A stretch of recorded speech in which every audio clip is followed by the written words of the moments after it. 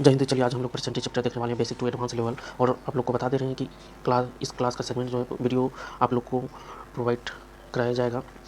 आप लोग जो है इस क्लास में बिल्कुल भी मैथ नहीं जानते हैं तब इस क्लास को देखिए, इसलिए जिनको आती है समय पर बात करके फ़ायदा नहीं है उनके लिए। तो चलिए आज हम लोग देखते हैं परसेंटेज चैप्टर पढ़ने वाले हैं, जिसको हिंदी में प्रतिशत बोलते हैं। प्रति का मतलब होता है एक, शत मतलब 100। परसेंटेज की गणना जो है हमेशा 100 पे किया जाता है, ठीक है। परसेंटेज की गणना हमेशा 100 पे किया जाता है। जैसे एग्जांपल के लिए कि 1000 नंबर का आपका पेपर हुआ, उसमें से आपको 200 नंबर मिला, ठीक है। जैसे कि 1000 नंबर का आपका पेपर हुआ, उसमें से आपको कितना मिला, तो 200 नंबर मिला। नंबर में तो 200 नंबर मिला, लेकिन इसी बात को अगर परसेंटेज में बोलना हो तो कैसे बोलेंगे कि मतलब हमको कितना परसेंट नंबर मिला। तो परसेंटेज की गणना हमेशा 100 पे किया जाता है, प्रतिशत की गणना हमेशा 100 पे किया जाता है।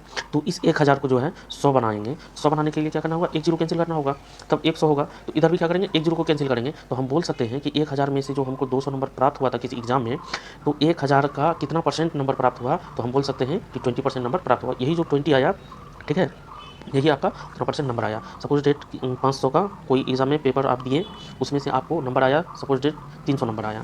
500 के एग्ज़ाम में अगर आपको 300 नंबर प्राप्त हुआ, ठीक है, तो संख्या में 500 में 300 प्राप्त हुआ। अगर इसी बात को अगर परसेंटेज में बोलना हो कि परसेंटेज में कितना नंबर प्राप्त हुआ, तो क्या करेंगे, 500 को जो है हमको 100 बनाना है। इसलिए बनाना है कि परसेंटेज की गणना हमेशा 100 पे की जाती है।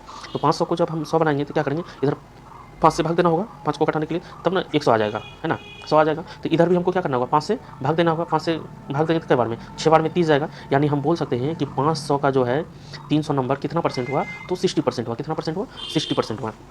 इस बात से हम क्या सीखें कि परसेंटेज की गणना हमेशा 100 पे किया जाता है। सपोज 800 में हमको 400 नंबर प्राप्त हुआ, ये तो देख के ही लग रहा है कि हाँ 50% है। लेकिन अगर बताना हो, सपोज हमको बिल्कुल भी जानकारी नहीं है परसेंटेज का, ठीक है, और हमको बताना है कि कितना परसेंट नंबर प्राप्त हुआ, तो हम क्या करेंगे, परसेंटेज की गणना हमेशा 100 पे किया जाता है। कितना पे, 100 पे किया जाता है। 800 को 100 में कन्वर्ट करने के लिए क्या करना होगा, 8 से भाग देना होगा। तो इधर भी हमको क्या करना होगा, 8 से भाग देना होगा, ठीक है। यहाँ से 8 कटेगा तो कितना हो जाएगा, एक बार में 100 आ गया। तो इधर कटेगा कई बार में, 8 पंचे 40, यानी 50 बार में। तो हम बोल सकते हैं कि 800 का जो एग्जाम हुआ था उसमें जो हम 400 नंबर प्राप्त किए, तो हमको कितना परसेंट नंबर प्राप्त हुआ, तो 50% नंबर प्राप्त हुआ, ठीक है।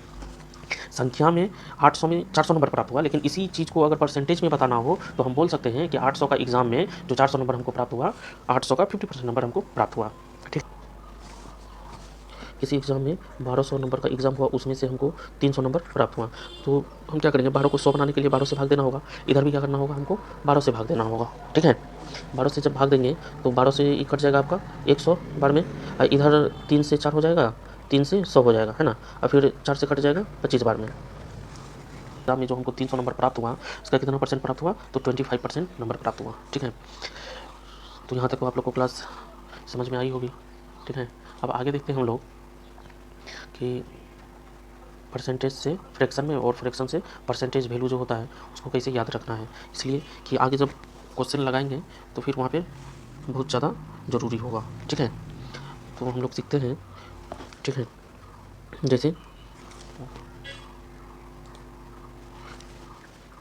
जैसे आपका 1, भिन्न में 1 और परसेंटेज में 100%, ठीक है। भिन्न में 1 यानी फ्रैक्शन में 1 और परसेंटेज में 100% जो है, ये किसको, टोटल को डिनोट करता है। किसको, टोटल को डिनोट करता है। टोटल को डिनोट करने का मतलब क्या हुआ, जैसे अगर बोलेगा कि इस शहर की जनसंख्या कितनी है, तो परसेंटेज में बोलेगा तो 100% हो जाएगा, अब भिन्न में बोलेगा तो 1 हो जाएगा।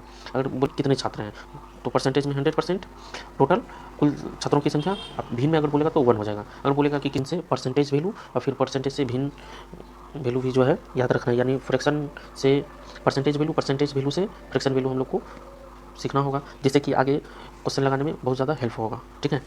तो भिन्न में 1 बराबर होता है 100%, 1/2 बराबर होता है आपका कितना, तो 50%, ठीक है।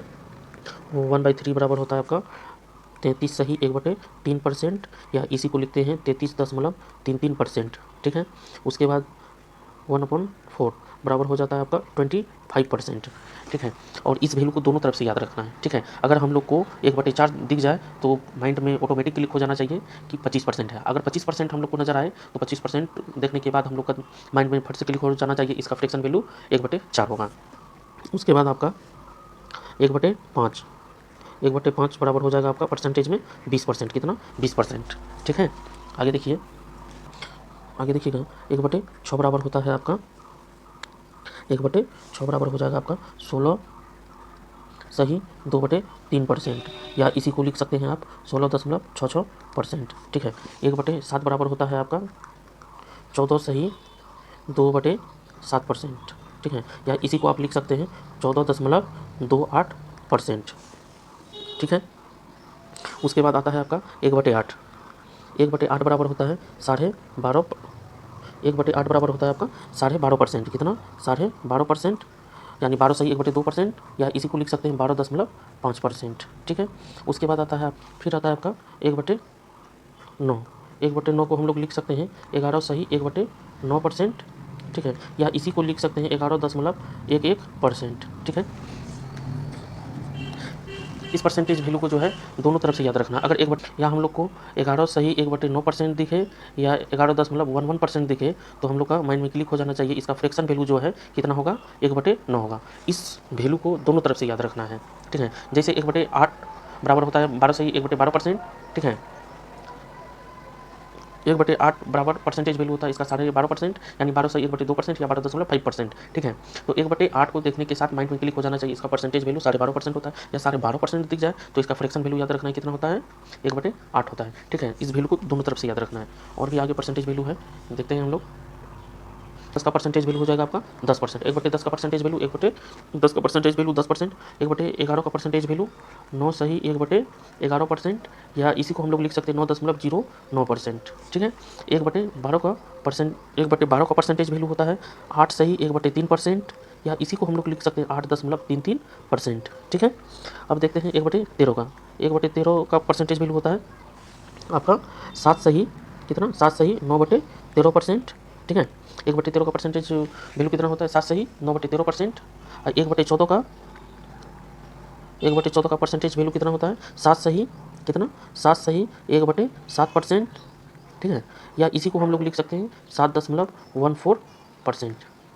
ठीक, अब आगे देखिए 1/15।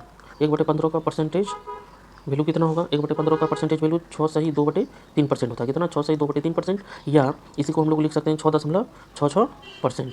ठीक है, 1/16 का परसेंटेज वैल्यू कितना होता है? 6 सही 1/4%। कितना? 6 सही 1/4%, या इसी को लिख सकते हैं 6.25%। ठीक है, 1/17 का परसेंटेज वैल्यू कितना होता है?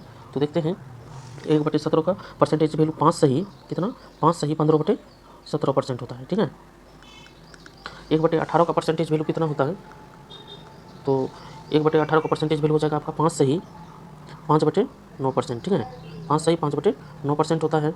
अब 1/19 का देख लेते हैं। 1/19 का परसेंटेज वैल्यू 5 सही 5/19% होता है। कितना होता है? 5 सही 5/19% होता है। अब आगे देखिए 1/20 का परसेंटेज वैल्यू कितना होगा? तो 5% होगा। उसके बाद 1/25 का कितना होगा? 1/25 का परसेंटेज वैल्यू कितना होगा? तो 4% होगा। तो इस परसेंटेज वैल्यू को जो है बढ़िया से याद कर लेना है दोनों तरफ से। अगर फ्रैक्शन मान दिखे तो हमको उसका परसेंटेज वैल्यू हमको याद आ जाए, अगर परसेंटेज वैल्यू दिखे तो उसका फ्रैक्शन वैल्यू याद रहना चाहिए। ठीक है, और इसके अलावा भी कुछ इंपॉर्टेंट परसेंटेज वैल्यू है जिसको देख लेते हैं, उसके बाद फिर आगे बढ़ेंगे। ठीक है, यहाँ तक आप लोग को समझ में आ गया होगा। आगे बढ़ते हैं, सीखते हैं और कुछ बात। ठीक, अगर हमको पूछ ले कि 3/5 का फ्रैक्शन वैल्यू क्या होगा? ठीक है, 1/5 का हमको पता है, 1/5 का फ्रैक्शन वैल्यू 1/5 का फ्रैक्शन वैल्यू कितना होता है? तो 20% होता है। हमको पूछ ले कि 3/5 का फ्रैक्शन वैल्यू कितना होगा, तो हम देखेंगे कि 1/5 में यहाँ 3 से गुना किया गया है, तो इधर जो है 20% में क्या करेंगे? हम 3 से गुना कर देंगे। ठीक है, तो कितना हो जाएगा? 60%। ठीक है, यानी 3/5 का परसेंटेज वैल्यू कितना आ जाएगा आपका? 60% आ जाएगा। इधर से देखिए कि 5% का फ्रैक्शन वैल्यू कितना होता है? 1/20 होता है। 5% का फ्रैक्शन वैल्यू 1/20 होता है। और हमको 15% का पूछ लिया। क्या 15% का फ्रैक्शन वैल्यू क्या होगा? तो 15% का फ्रैक्शन वैल्यू क्या होगा? इसके लिए क्या करना होगा हमको? 5% का जो फ्रैक्शन वैल्यू है कितना? 1/20 है। इस 5% को 15% में कन्वर्ट करने के लिए क्या करना होगा? इसको 3 से गुना करना होगा। क्या करना होगा? 3 से गुना करना होगा। तो इधर उसका फ्रैक्शन वैल्यू जो है उसको भी 3 से गुना करना होगा। तो कितना आ जाएगा? 3/20 आ जाएगा। इसी प्रकार से देख सकते हैं, जैसे आपका 35% है। ठीक है, 35% का फ्रैक्शन वैल्यू क्या होगा? 35% का फ्रैक्शन वैल्यू क्या होगा? तो 35% का फ्रैक्शन वैल्यू क्या होगा? 5% का फ्रैक्शन वैल्यू कितना होता है? 5% का फ्रैक्शन वैल्यू होता है आपका 1/20। 5% का फ्रैक्शन वैल्यू कितना होता है? 1/20 होता है। तो इस 5% को 35 करने के लिए क्या करना होगा? 5 से गुना करना होगा। तो 5 सत्ते 35, तो इधर भी क्या हो जाएगा? यहाँ पे फिर 7 से गुना करेंगे तो कितना आ जाएगा आपका? 7/20। ठीक है। और इसी प्रकार से अगर हमको पूछ ले कि 55% कितना, 55% का, ठीक है, फ्रैक्शन वैल्यू क्या होगा, तो हमको पता होना चाहिए कि 1/5 का फ्रैक्शन वैल्यू, सॉरी 5% का फ्रैक्शन वैल्यू होता है 1/20। तो 55% का कितना होगा? इस 5 को 55 बनाने के लिए क्या करना होगा? 11 से गुना करना होगा, है ना। इसको 11 से गुना करना होगा तब ने 55% होगा। तो फिर हमको इधर भी क्या करना होगा? 1/20 को 11 से गुना करना होगा, तब क्या हो जाएगा? 11/20 आ जाएगा। ठीक है, इसको और बढ़िया से समझते हैं। ओके, इस चीज़ को और थोड़ा डिटेल से समझते हैं। जैसे कि कितना है आपका? 5%। ठीक है, 5% का फ्रैक्शन वैल्यू होता है आपका 1/20। इससे रिलेटेड और क्या सब फ्रैक्शन वैल्यू बन सकता है? जैसे आपसे पूछ ले कि 15%, कितना? 15% का फ्रैक्शन वैल्यू क्या होगा? तो यहाँ समझिएगा, इस 5% को 15% बनाने के लिए क्या करना होगा? यहाँ 3 से गुना करना होगा। अगर 3 से गुना करेंगे तो कितना हो जाएगा? यहाँ 15% हो जाएगा। 15%, अगर इधर 3 से गुना करेंगे तो फिर इधर फ्रैक्शन वैल्यू में भी 3 से गुना करना होगा। तो समझ में आया? 15% का फ्रैक्शन वैल्यू क्या हो जाएगा? 3/20 हो जाएगा। फिर अगला देखते हैं आपका 35%। 35% का फ्रैक्शन वैल्यू क्या होगा? तो ये जो 5% है, 5% को कितना से गुना करेंगे कि 35 बनेगा? तो 5% को जो है 7 से गुना करना होगा, तब 35% होगा। तो उसका फ्रैक्शन वैल्यू को भी क्या करना होगा? 7 से गुना करना होगा। तो 35% का फ्रैक्शन वैल्यू हो जाएगा आपका 7/20। उसी प्रकार से आप देख सकते हैं कितना? 45% लेते हैं। ठीक है, 45% का फ्रैक्शन वैल्यू कितना होगा?